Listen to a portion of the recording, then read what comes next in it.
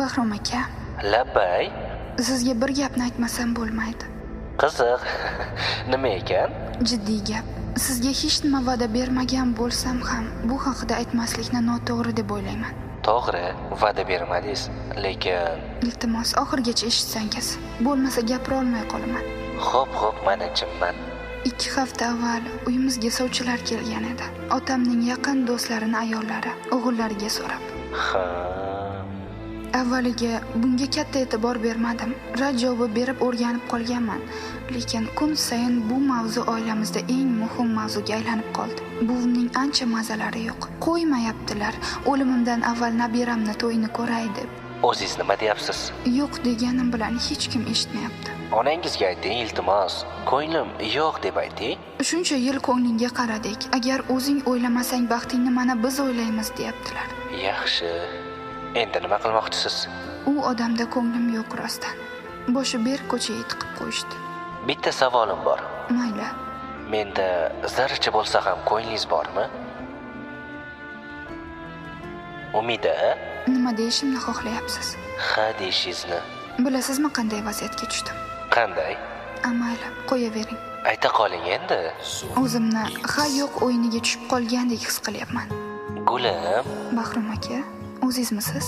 Ha, o'zimman. Qanchadan beri gaplashamiz, aniq gap yo'q. Jonga tegdi mavhumlik. Sevaman sizni juda ham.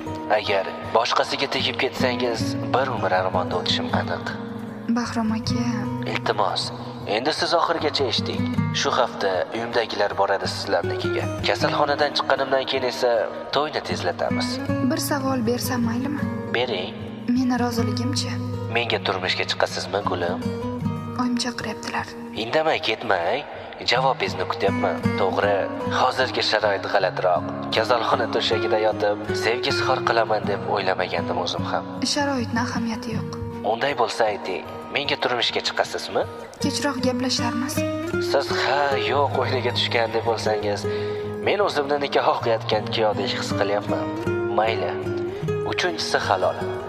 Umida, menga turmushga chiqasizmi? Kelajagimni har bir kuni siz bilan o'tishini xohlayman juda ham.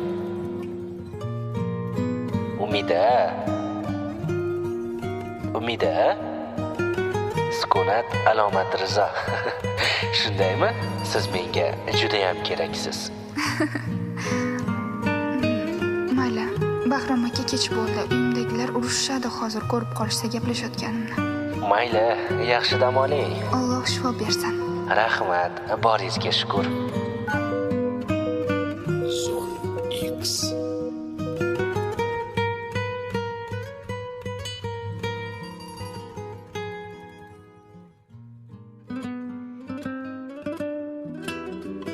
Sevgi izhori qanday, qaysi sharoitda aytilishi muhim emas. Muhimi chin dildan, chin yurakdan chiqqan bo'lishidir. 101 qo'ng'iroq audio serialining ushbu qismi namuncha qisqa degan savollar tug'ilgan bo'lsa, bu savolga hattoki o'zim ham javob topib bera olmasam kerak.